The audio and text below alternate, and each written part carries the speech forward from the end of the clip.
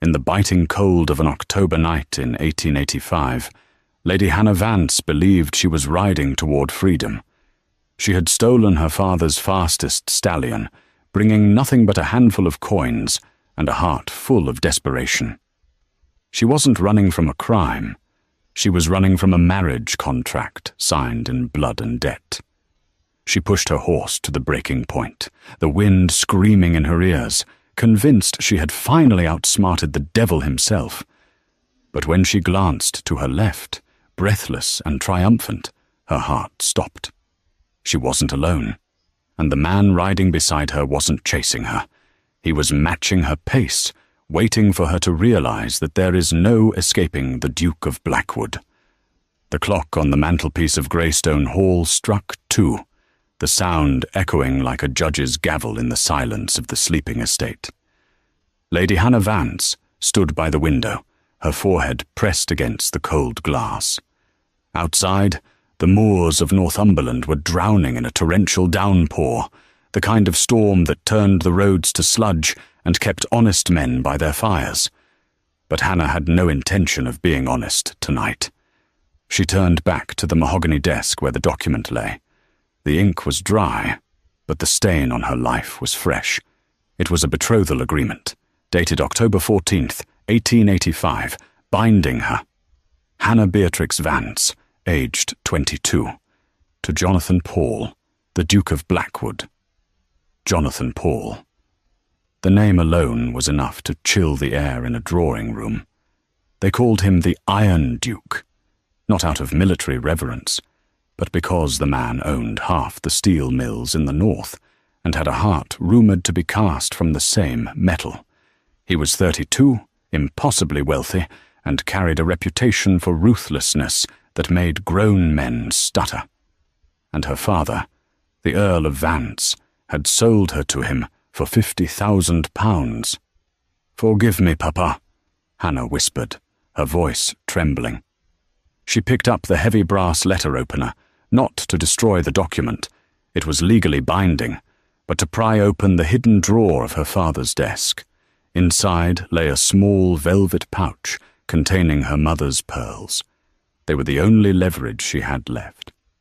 She shoved them into the pocket of her heavy riding coat. She wasn't wearing silk or lace tonight. She was dressed in dark wool breeches stolen from her brother's wardrobe and a thick cloak. She moved silently through the corridors of the ancestral home that was no longer hers. The Vance fortune had been bled dry at the gaming tables of London. The staff had been reduced to a skeleton crew, which was the only reason she could slip out the side scullery door without being seen. The stables smelled of damp hay and leather. Hannah moved toward the stall at the far end. Caspian. The black stallion was the last thing of value her father possessed, and he was the only creature in this world she trusted. "Easy, boy," she murmured, soothing the animal as she quickly saddled him. Her hands shook, fumbling with the buckles. Every second felt like an hour. She knew the train schedule by heart. If she could make it to the station at Berwick-upon-Tweed by dawn, she could take the early train to Edinburgh. From there, a ship to the Americas. She led Caspian out into the rain. The wind hit her like a physical blow, tearing at her cloak. She mounted swiftly, gripping the reins. "Run!" she commanded. They burst forward, the hooves tearing up the sodden earth. Hannah kept her head down, the rain stinging her face. She didn't look back at Greystone Hall. She focused only on the rhythm of the gallop, the exhilarating terror of the escape. Mile after mile, they flew. The adrenaline surged through her veins. She was doing it. She was actually doing it. The suffocating weight of the debt, the looming shadow of the Duke, the pathetic apologies of her father. It was all falling behind her. She reached the stretch of the Great North Road that cut through the dense woods near Alnwick. The trees provided a canopy, darkening the path but shielding her slightly from the rain. She urged Caspian faster. "Come on, nearly there." She was traveling at a breakneck speed, a pace that felt reckless and divine. A smile, wild and hysterical, broke across her face. She was free. Then she heard it. At first, she thought it was an echo, a rhythmic thudding syncing with Caspian's stride. But the tempo was different. Heavier. Hannah stiffened. She risked a glance over her right shoulder. Darkness. Nothing but the churning mud and the swaying trees. It's just the wind, she told herself. Just the storm. She looked forward again, leaning into Caspian's neck. But the sound grew louder. It wasn't behind her. It was to her left. Hannah turned her head, wiping the rain from her lashes. Her breath hitched in her throat. Emerging from the shadow of the tree line, paralleling her course perfectly, was a massive grey stallion. It was a beast of war, its muscles rippling under a slick coat, and riding it was a silhouette that terrified her more than death. He sat deep in the saddle, his posture impossibly calm given the speed at which they were travelling. He wore a long, oilskin duster coat and a wide-brimmed hat pulled low, but a flash of lightning illuminated the sharp, angular jawline and the cold, calculating eyes staring straight ahead. It was Jonathan Paul. He wasn't chasing her. He wasn't shouting for her to stop. He was simply there, riding beside her as if they were taking a leisurely Sunday trot in Hyde Park, despite the fact that they were galloping at 30 miles an hour through a muddy hellscape. Panic, cold and sharp, spiked in her chest. She kicked Caspian. "Go! Faster!" Caspian surged, his nostrils flaring, but the grey stallion matched the burst of speed effortlessly. Jonathan slowly turned his head to look at her. Even through the rain and the dark, she felt the weight of his gaze. He didn't look angry. He looked bored. "Lady Hannah," his voice carried over the wind, deep and impossibly steady. "You are going to lame that horse." "Go to hell," she screamed, the wind tearing the words from her mouth. "The road washes out 2 miles ahead at the Rothbury crossing," he shouted back, not raising his voice in anger, but in command. "Pull up. I'd rather drown." He sighed. It was a visible motion, a drop of his shoulders. "Don't be dramatic." He nudged his stallion closer. The massive grey beast crowded Caspian, using its weight to force Hannah's lighter horse toward the edge of the road, where the brush was thick. "Get away!" she cried, lashing out with her riding crop. She missed him by inches. Jonathan didn't flinch. He reached out with a gloved hand, a movement so fast she barely registered it, and grabbed Caspian's bridle, right near the bit. It was a move of immense strength and horsemanship.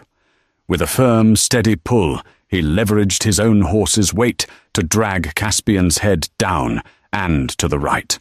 "Whoa!" Jonathan commanded. Caspian, sensing the superior force, slowed. Hannah fought it, pulling back, but it was useless. Within 50 yards, the 2 horses came to a snorting, stomping halt in the middle of the muddy road. The silence that followed was filled only by the heavy breathing of the animals and the relentless drumming of the rain. Hannah sat freezing, her chest heaving, water dripping from her nose. She glared at him with pure hatred. Jonathan Paul adjusted his hat. He looked at her, taking in the men's breeches, the lack of a chaperone, and the stolen pearls he likely knew were in her pocket. "An impressive attempt," he said dryly. "However, you missed the train. It left Berwick 10 minutes ago. I own the railway, Hannah. I know the timetable better than you." "You are a monster!" Hannah spat, her hands gripping the rein so tightly her knuckles were white. Jonathan swung his leg over his saddle and dropped to the ground. His boots sank into the mud, but he ignored it. He walked over to Caspian and checked the horse's flanks. "And you are reckless. This animal is blowing hard. He needs a cool down, not a gallop." He looked up at her, his eyes the color of flint. "Get down." "I will not." "Hannah," he said, his voice dropping an octave. "I have a carriage following 1/2 mile behind, with warm blankets and brandy. You are soaking wet, shaking, and currently trespassing on land that, as of this morning, belongs to me. Get down." The revelation hit her like a slap. "This is Vance's land." "Was," he corrected. "Your father signed the deed over at noon to cover the interest on his debts. The betrothal was merely the cherry on top." Defeat, bitter and acid, rose in her throat.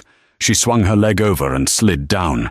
Her legs were so numb from the cold and the adrenaline crash that they buckled the moment they hit the ground.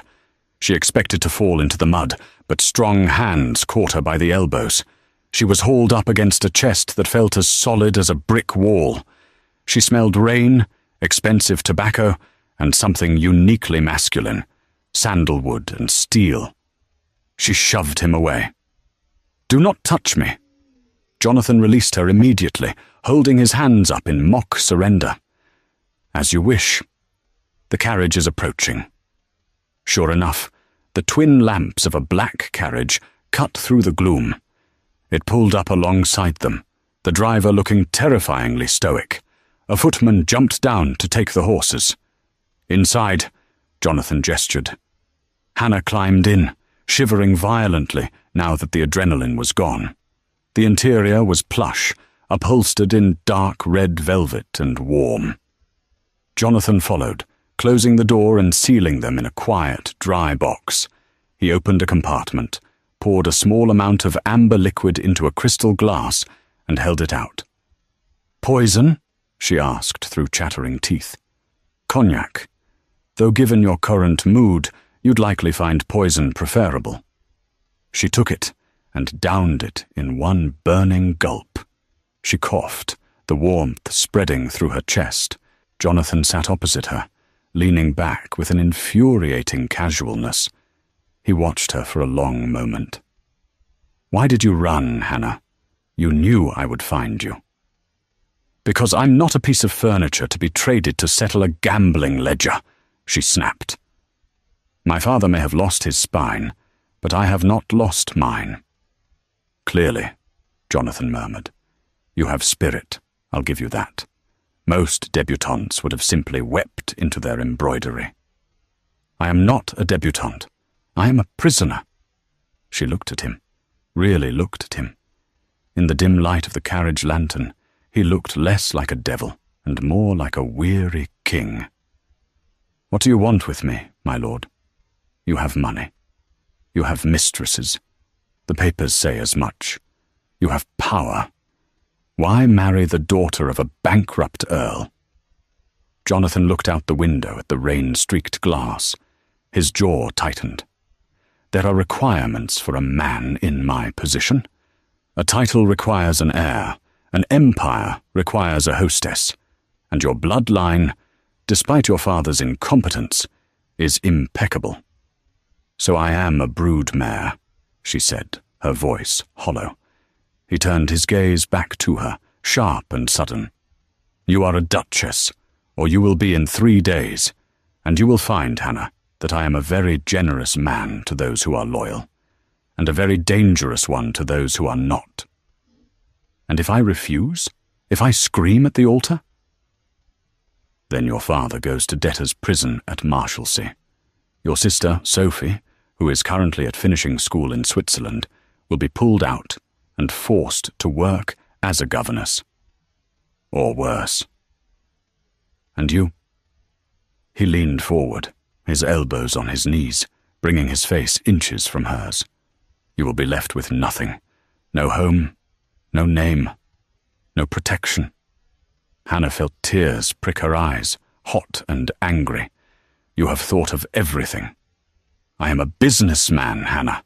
I leave nothing to chance." "Where are we going?" she asked, realizing the carriage was not turning back toward Greystone Hall. "This isn't the way home." "Greystone is no longer your home," Jonathan said simply, "and I cannot return you to your father. He cannot control you. If you ran once, you will run again." So I am taking you to Blackwood Manor." Hannah gasped. Blackwood Manor was his primary seat, deep in the moors, isolated and imposing. To go there unmarried, without a chaperone, was social suicide. "You will ruin me," she whispered. "We are to be married in 3 days," Jonathan said, leaning back and closing his eyes. "The world already believes you are mine. Let them talk. By the time they finish clutching their pearls, you will be wearing the Blackwood diamonds." He reached into his coat pocket and pulled out a small object. He tossed it onto her lap. It was the velvet pouch containing her mother's pearls. Hannah froze. "How? You dropped them when you dismounted," he lied. He hadn't seen her drop them. He had picked her pocket when he caught her from falling, but he preferred she think him observant rather than a thief. "Keep them. They look cheap compared to what I will give you, but I understand sentimental value." Hannah clutched the pearls, her only link to a life that was rapidly disappearing. She looked at the man opposite her, the man who had hunted her down in a storm, who threatened her family, and yet who had caught her before she fell into the mud. She realized then that escaping on horseback was the easy part. The real danger wasn't the storm outside, it was the man sitting across from her. "Sleep, Hannah," he said softly, without opening his eyes. "It's a long ride to your new cage." The carriage wheels crunched over gravel, a sound that seemed to vibrate through the floorboards and into the soles of Hannah's feet. They had been traveling for hours in a silence so dense it felt physical. Jonathan had not slept, nor had he spoken. He had simply watched the rain streak the glass, his profile carved from granite, occasionally checking a silver pocket watch with the initials ST engraved on the lid. When the carriage finally halted, Hannah looked out. She expected a castle, crumbling and gothic, fitting for a monster. What she saw was something far more intimidating. Blackwood Manor was a behemoth of dark stone, but it was alive. Unlike the flickering candles and drafty corridors of her father's greystone hall, Blackwood was ablaze with light. Not the soft, forgiving yellow of tallow, but the stark, brilliant white of electricity. Jonathan Paul was an industrialist, a man of the future, and he had wired his home with the same ruthless efficiency he applied to his steel mills. The house didn't look welcoming. It looked like a machine that never slept. The footman opened the door. "Your Grace," he murmured to Jonathan. Jonathan stepped out and turned, offering his hand to Hannah. She stared at the gloved leather. To take it was to accept his assistance, to accept her defeat. She hesitated, the rain soaking her hair, plastering the stolen breeches to her skin. "The staff is waiting, Hannah," Jonathan said, his voice low. "Do not embarrass yourself by fainting in the mud. Take my hand." She clamped her jaw, placed her cold hand in his, and stepped down. They ascended the wide stone steps. The heavy oak doors were thrown open, revealing a cavernous entrance hall lined with black and white marble. A double line of servants stood at attention, immaculate in black and grey livery. "Welcome home, Your Grace," they chorused in unison. Hannah felt small. She was dressed in men's clothes, smelling of horse and wet wool, standing before a household that operated with military precision. She felt the heat of humiliation rise up her neck. A severe-looking woman with hair pulled back so tightly it pulled at her eyes stepped forward. She wore a ring of keys at her waist that chimed with every step. "Mrs. Galloway," Jonathan nodded to her. "This is Lady Hannah Vance. You will address her as Your Grace, effective immediately." Mrs. Galloway's eyes flicked over Hannah's scandalous attire, but her expression didn't waver. "As you wish, my lord. We have prepared the blue suite in the east wing." "Take her," Jonathan said, unbuttoning his heavy coat and handing it to a waiting footman without looking back. "Burn these clothes, scrub the mud off her, and feed her. She looks like a ghost." He began to walk toward the library, dismissing her as easily as one dismisses a servant. "Jonathan!" Hannah called out. He stopped. The servants froze. The air in the hall seemed to vanish. Nobody addressed the Duke by his Christian name without permission. He turned slowly. "Yes?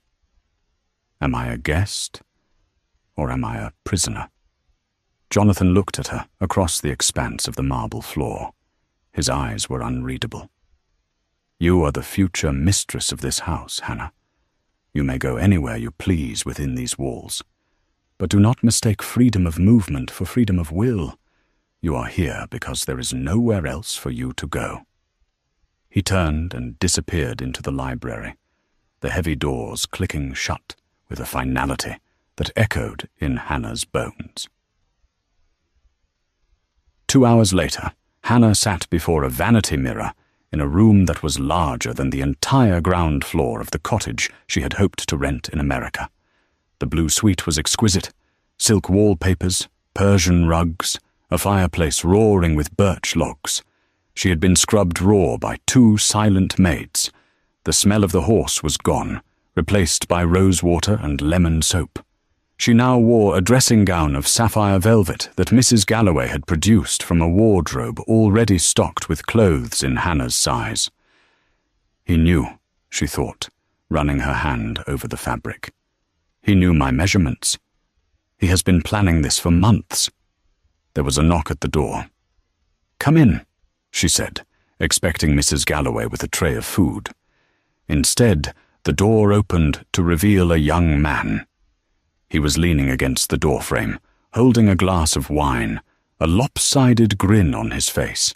He looked like Jonathan, the same dark hair and sharp jaw, but where Jonathan was hard angles and steel, this man was soft edges and indulgence. His eyes were bleary, his cravat loosened. "So," the man drawled, walking into the room without invitation. "This is the £50,000 prize." Hannah stood up, tightening her robe. "Who are you?" "Arthur Paul," he said, bowing with exaggerated theatricality. "The spare to the heir, the disappointment of the family, and your future brother-in-law." He circled her, his eyes assessing her with a mix of curiosity and pity. "You're prettier than the last one," he considered. The coal baron's daughter had teeth like a horse. "Get out of my room," Hannah said coldly. Arthur laughed. "Feisty. I like that. You'll need that fire, darling. Living with Jonathan is like living in a mausoleum. The man doesn't feel. He calculates. He didn't marry you for love, you know." "I am well aware of the transaction," Hannah replied, lifting her chin. £50,000 to clear my father's debts." Arthur stopped circling. He took a sip of his wine, his expression darkening. "Is that what he told you? 50,000? He chuckled darkly. "That was just the down payment, sweetheart. Jonathan didn't just pay your father's debts. He bought the promissory notes 3 months ago from the lenders in London. He held the debt over your father's head to force the marriage." Hannah felt the blood drain from her face. That's a lie." "Is it?" Arthur shrugged. "Ask him. Jonathan doesn't lie. He considers it inefficient. He orchestrated the whole thing. He wanted the Vance bloodline to legitimize his industrial money, and he cornered your father like a rat in a trap." Arthur finished his wine and set the glass on her vanity, leaving a wet ring on the polished wood. "Be careful, Hannah," Arthur whispered, leaning in close. "My brother collects beautiful things, but he has a habit of breaking them if they don't work the way he wants." He turned and sauntered out of the room, leaving the door ajar. Hannah stood frozen. The warmth of the fire suddenly felt suffocating. If Arthur was telling the truth, this wasn't just a marriage of convenience to save her family. It was a hostile takeover. Jonathan hadn't saved her from ruin. He had engineered the ruin to acquire her. She walked to the window and looked out at the storm, which was still raging over the moors. the electric lights of the manor reflected in the glass, turning the window into a mirror. She saw herself, clean, dressed in velvet, and utterly trapped. "Very well, Jonathan," she whispered to her reflection. "You want a duchess? You shall have one. But you will wish you had bought the coal baron's daughter instead." The wedding took place 3 days later in the private chapel on the Blackwood estate. It was a grim, stone structure that smelled of damp earth and ancient incense. There were no flowers.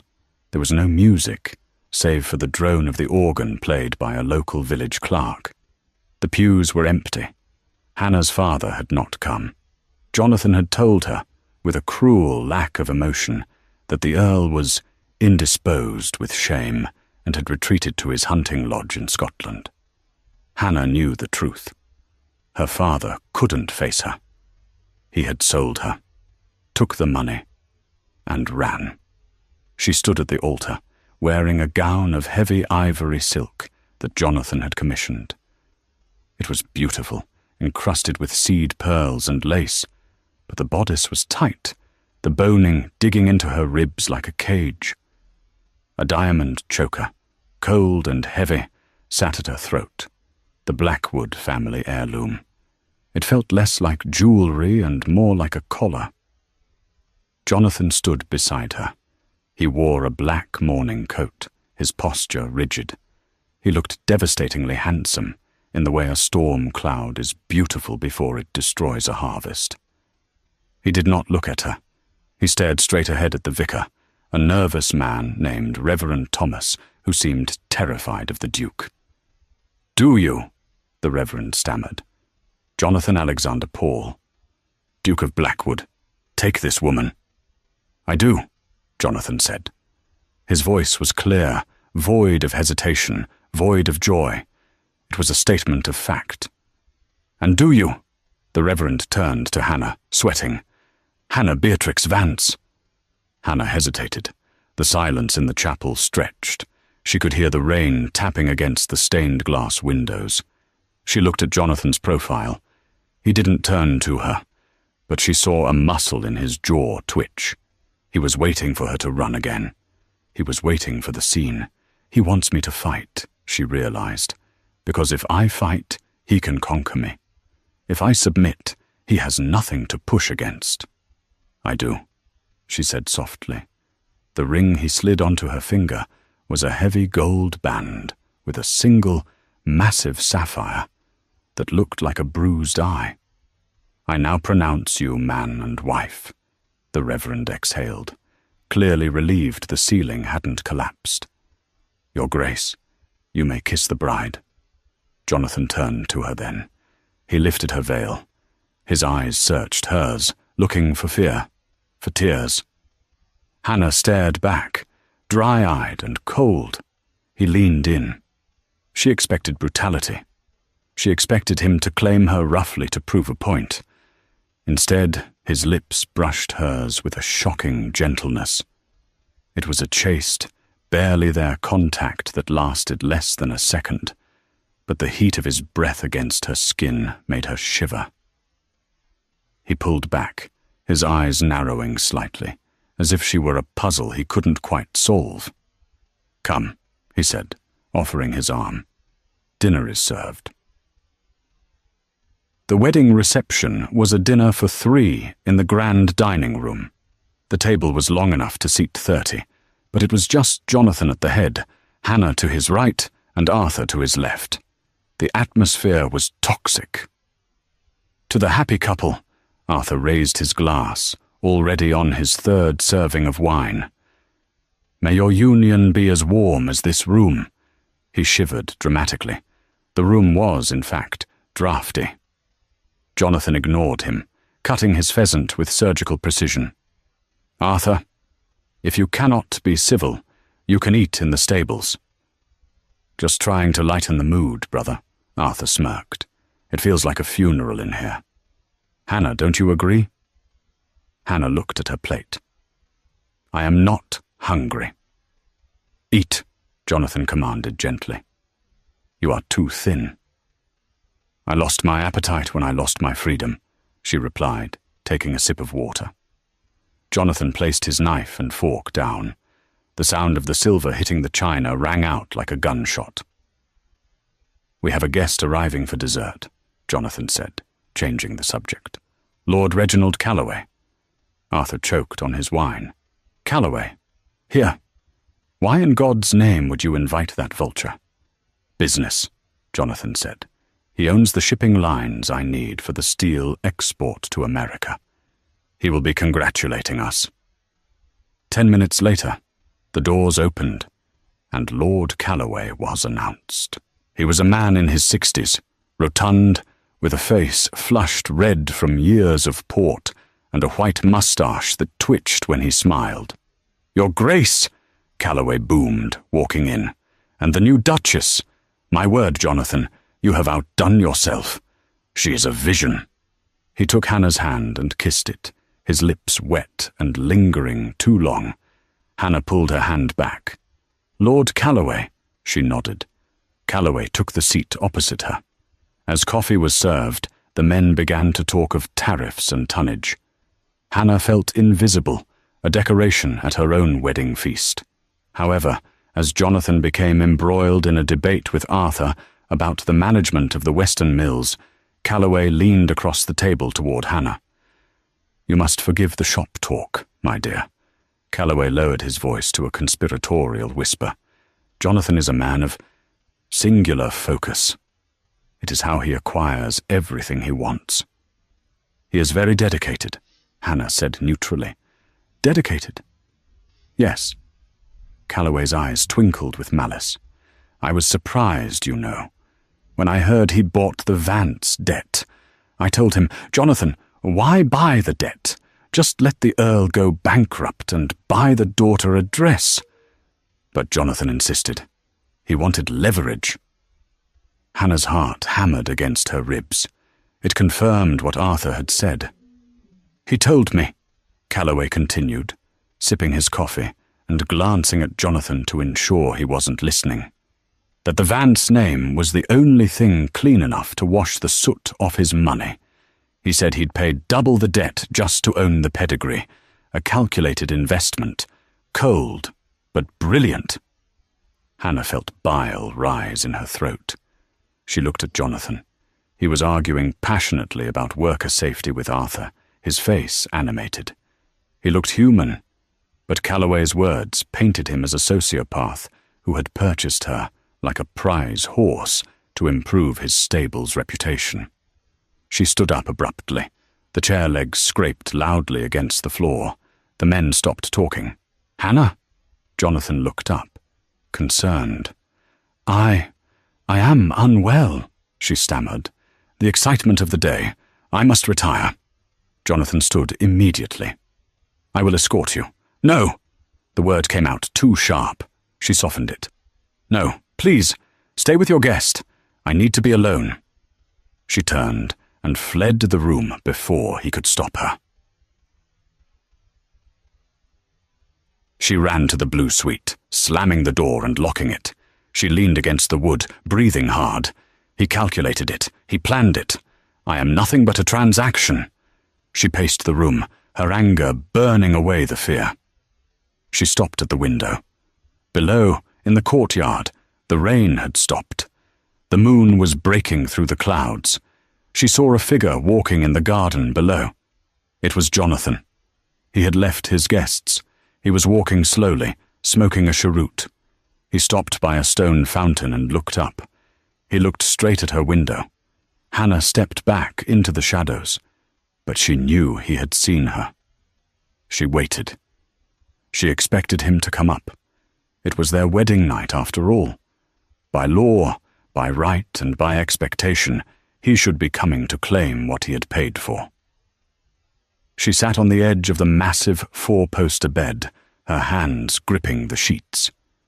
Every creak of the house sounded like footsteps. 1 hour passed. Then 2. At midnight she heard a soft sound at the door.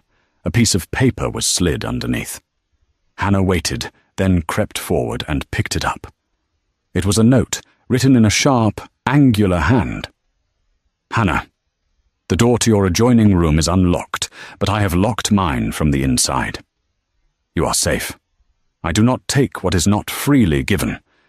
Sleep well. S. Hannah stared at the note. He wasn't coming. She should have been relieved. She should have thanked God that the monster was keeping his distance. But as she lay in the massive, cold bed, clutching the note, she felt a strange confusion. A monster who engineered her family's ruin would not spare her dignity on her wedding night.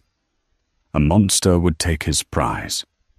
Unless Arthur and Calloway were wrong, or unless Jonathan Paul was playing a much deeper, darker game, one where he wanted her mind and her heart, not just her body, and that terrified her more than anything. She blew out the candle, plunging the room into darkness, but sleep did not come. She lay awake, listening to the wind, wondering who was the wolf and who was the prey in the house of Blackwood. November descended on Northumberland like a shroud. The rain turned to sleet, and the moors became a landscape of bruised purples and greys. Inside Blackwood Manor, the atmosphere was no warmer. For 3 weeks, Hannah and Jonathan lived as ghosts haunting the same castle. They had established a routine, a silent choreography of avoidance. Breakfast was served at 7 sharp. Hannah would arrive at 7:15 to find Jonathan already halfway through his correspondence, a cup of black coffee untouched at his elbow. He would stand when she entered, a reflex of manners he couldn't suppress, nod his head and say, "Good morning, Hannah." "Your Grace," she would reply, taking her seat at the far end of the table. That was the extent of their marriage. But beneath the silence, Hannah was watching. She was learning the rhythms of the enemy. She learned that Jonathan slept little, often pacing the library floor until 3 in the morning. She learned that he treated his servants with a quiet, exacting respect that confused her. He knew the names of their children and paid for their medical bills. It did not fit the profile of the monster Calloway had described. "It is a mask," she told herself, staring at him over the silver toast rack. "He buys loyalty, just as he bought me." The opportunity she had been waiting for arrived on a Tuesday. A crisis at the main steelworks in Newcastle required Jonathan's immediate presence. A boiler had exploded, injuring 3 men. Jonathan's face had gone ashen when the telegram arrived. He had ordered his horse, not the carriage, it was too slow, and ridden out into the sleet without a coat, shouting orders to the doctor to follow him. The moment the heavy front door slammed shut, Hannah moved. She dismissed the maids, claiming a headache, and waited until the house was silent. Then she slipped into the West Wing. Jonathan's study was a forbidden zone. It smelled of sandalwood, old paper, and the faint, acrid scent of coal dust. It was a room of industry, not leisure. Maps of the railways covered the walls, pinned with red flags. Hannah went straight to the massive oak desk. It was locked, of course. But Hannah remembered something.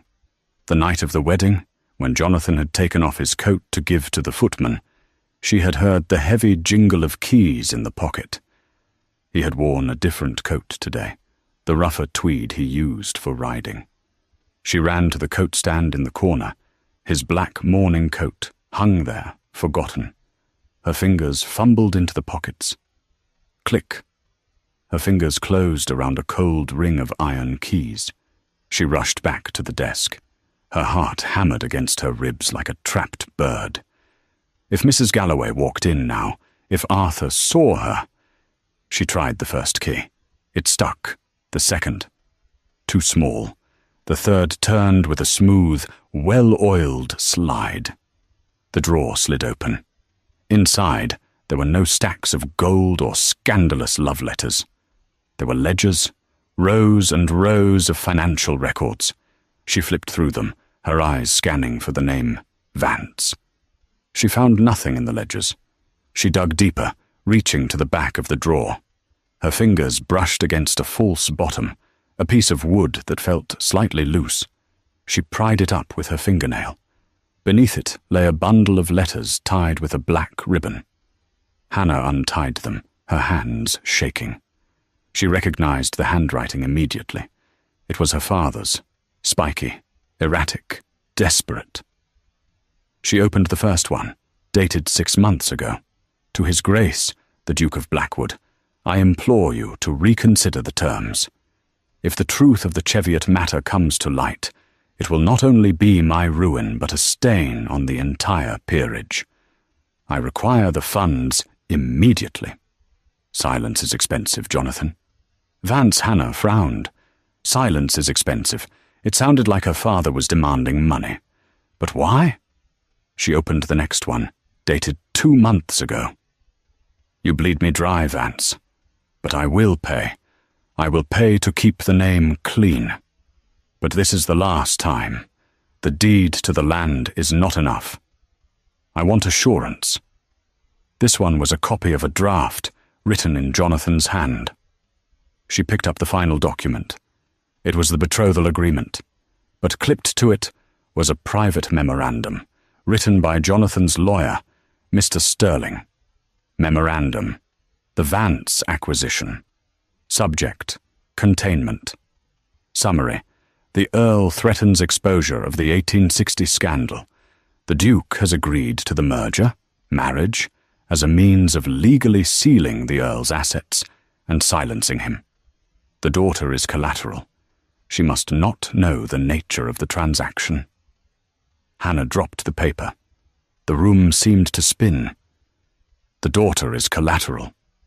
The words burned into her retinas. Arthur and Calloway had been right. Jonathan hadn't just bought her debt. He had been locked in a blackmail war with her father. Her father had known some dark secret about the Blackwood family, the 1860 scandal, and had been using it to extort money from Jonathan. And Jonathan's solution? Marry the daughter. Take control of the family.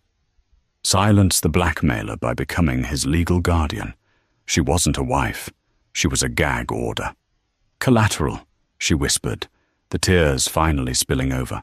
I am just a lock on a vault. She heard footsteps in the hall, heavy, limping footsteps. Hannah shoved the papers back into the false bottom, slammed the drawer shut, and locked it. She threw the keys back into the coat pocket just as the door handle turned. She spun around, grabbing a book from the shelf, a treatise on metallurgy, and pretended to be reading. It wasn't Jonathan. It was Arthur. He stood in the doorway, leaning on a cane, his face pale. He looked at her, then at the desk, then back to her. A slow, knowing smile spread across his face. Learning about steel, sister? Arthur asked, stepping into the room. Or looking for the rust? I was just... Hannah's voice trembled. She cleared her throat. I was looking for something to read. Arthur closed the door behind him. The click was soft, but it sounded like a prison cell locking. You found them, didn't you? Hannah froze. I don't know what you mean. The letters, Arthur said, walking closer. The ones in the false bottom. He keeps all his sins there. Hannah stared at him. You knew? I know everything that happens in this house, Hannah. I know my brother is a tyrant who thinks he can buy the silence of the world. Arthur reached out and gently took the book from her hands. He placed it on the desk. The question is, now that you know you are nothing but a pawn in his game, what are you going to do about it? The seed of betrayal, once planted, grows with terrifying speed.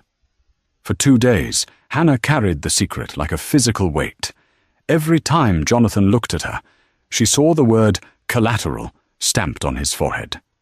When he returned from the steelworks, exhausted, with soot in his hair and a bandage on his hand from helping the workers, she didn't feel the pang of sympathy she might have felt before. She felt only the cold suspicion of a victim. He was playing a role. The benevolent industrialist, the patient husband, It was all to hide the 1860 scandal, whatever that was. On Thursday afternoon, Arthur found her in the conservatory. The glass room was filled with exotic orchids that Jonathan had imported, blooms that looked like alien creatures, beautiful but parasitic. "He's going to London tomorrow," Arthur said, stripping a dead leaf from a fern. Hannah looked up from her needlepoint. She hadn't done a stitch in 20 minutes. "Who?" "Jonathan. He's meeting with the board of directors of the railway. They are voting on his chairmanship." Arthur paused, looking at her significantly. "If he remains chairman, he gains absolute control over the North. No one will ever be able to touch him. Or you. Why are you telling me this?" Arthur sat beside her on the iron bench. His voice dropped to a whisper. "Because, Hannah, I can't stand to see you in this cage, and because I know what the 1860 scandal is." Hannah's breath hitched. "Tell me." "Our father," Arthur said, his eyes looking distant and pained. "The previous Duke. He didn't die of a heart attack, as the papers said. He killed a man, a union leader who refused to break a strike. Jonathan was just a boy, but he saw it. The family covered it up. Your father found out. He's been bleeding Jonathan for years." "Jonathan is protecting a murderer?" Hannah asked, horrified. "Jonathan is the murderer's legacy," Arthur corrected. "He is continuing the cycle. He uses the profits from the mills to pay off the witnesses. He is corrupt, Hannah, to the bone." Arthur took her hand. His palm was damp. "If the board knew, if they saw proof that the Duke is subject to blackmail, that his finances are compromised, they would vote him out. He would lose his power. He would be just a man. And you could file for an annulment based on fraud." "An annulment?" The word hung in the humid air. "Freedom. But I need proof," Arthur said. "I need the letters." Hannah pulled her hand away. "You want me to steal from him?" "I want you to save yourself," Arthur pleaded, "and save the company from a tyrant. I can run the business, Hannah. I can make it humane, but not while he holds the crown." That night, the silence of the manor felt different. It felt like the breath before a scream. Jonathan came to her room before dinner. He knocked, he always knocked, and entered. He looked tired. The lines around his eyes were etched deep. "I am leaving for London in the morning," he said. "I will be gone for 3 days." "I know," Hannah said, turning away from her mirror. She couldn't look him in the eye. He hesitated. He reached into his pocket and pulled out a small wrapped package. "I saw this in Newcastle, in an antique shop window. It reminded me of you." He placed it on the vanity. Hannah didn't move to open it. "Hannah," he said softly, "I know this life is not what you wanted. I know you hate me. But I am trying, in my own way, to make it bearable." He waited for her to speak. When she didn't, he turned and walked to the door. "Good night." As soon as he was gone, Hannah tore open the package. It was a music box, tiny, made of silver and mother of pearl. She wound the key. It played a sad, lilting tune, "The Last Rose of Summer." It was her mother's favorite song. How did he know? For a moment, her resolve wavered. The gift was thoughtful, almost tender. But then she remembered the memo. The daughter is collateral. He is manipulating you, she thought fiercely. He is buying your affection with trinkets while he hides the truth. She waited until midnight. Then she moved. The theft was easier the second time. Her hands were steady with the cold certainty of justice. She took the letters. She took the memo. She took the proof of the blackmail. She met Arthur in the shadows of the scullery hallway. He was dressed for travel. "Do you have them?" he whispered. Hannah handed him the packet. "Promise me," she said, gripping his sleeve. Promise me this will just remove him from the board. You won't send him to prison.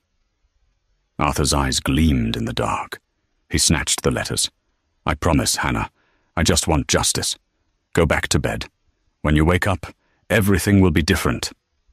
He kissed her on the cheek, a cold, dry peck, and vanished into the night. The next morning, Jonathan left at dawn.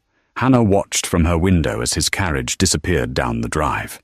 She felt a sick, hollow sensation in her stomach. The day passed in a blur. The house felt empty, but it was a different kind of empty. It felt unprotected. At tea time, Mrs. Galloway came in. She looked distressed. "Your Grace," she said, "there is a situation." "What is it?" "A letter has arrived for the Duke. But since he is gone, and it is marked urgent family matter, I thought you should see it." She handed Hannah a telegram.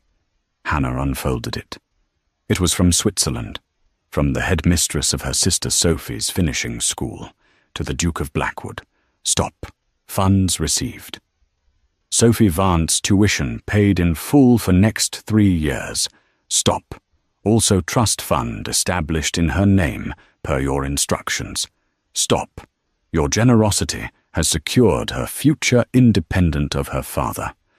Stop. God bless you. Hannah stared at the paper. The words swam before her eyes. Independent of her father. Jonathan hadn't just paid the debts. He had set up a trust fund for Sophie. He had paid 3 years of tuition up front. He had done it secretly. Why would a monster do that? Why would a man who viewed them as collateral ensure Sophie was free from their father's control? A terrible, icy dread began to pool in Hannah's gut. She ran to the study. She didn't care about the keys anymore. She needed to see the ledgers again. She unlocked the drawer and pulled out the main ledger she had ignored before. She turned to the dates of the blackmail payments. October 14th, $50,000 paid to Earl of Vance. Note, purchase of debt. October 15th, $10,000 paid to private investigators. Note, gathering evidence of Earl's embezzlement of Crown funds to prevent him from implicating Hannah. Hannah gasped. She flipped the page. November 1st, memo from Mr. Sterling, lawyer. Your Grace, we have successfully suppressed the story of the Earl's theft. If the Crown found out he stole the regiment's pension fund, he would hang. Your purchase of the debt and the marriage has legally shielded him. You have effectively taken the bullet for the Vance family. But I must warn you, if the board finds out you used company funds to cover a criminal's tracks, even for noble reasons, they will crucify you. The world tilted on its axis. Arthur had lied. Calloway had lied. The 1860 scandal wasn't about Jonathan's father killing a man. That was the lie Arthur spun. The real secret was her own father's crime, stealing pension funds from soldiers. Jonathan hadn't blackmailed her father. Her father had stolen from the Crown, and Jonathan had stepped in, paid the debt, and married Hannah to give her the protection of his title so the scandal wouldn't destroy her life. He had called her collateral in the memo to his lawyer to justify the expense commercially, so the lawyer wouldn't think he was acting out of sentiment. He wasn't the villain. He was the shield. And she had just handed the proof of his misuse of funds to the man who wanted to destroy him. Oh God, Hannah whispered, clapping a hand over her mouth. Arthur. She heard the sound of a carriage thundering up the driveway. It was moving fast. Too fast. She ran to the window. It wasn't Jonathan. It was a police wagon, and behind it, Arthur's carriage. Arthur stepped out. He wasn't alone. He was with Lord Calloway and 2 officers. They weren't here for Jonathan. They were here to seize the estate. Arthur looked up at the window. He saw Hannah, and for the first time, he didn't smile.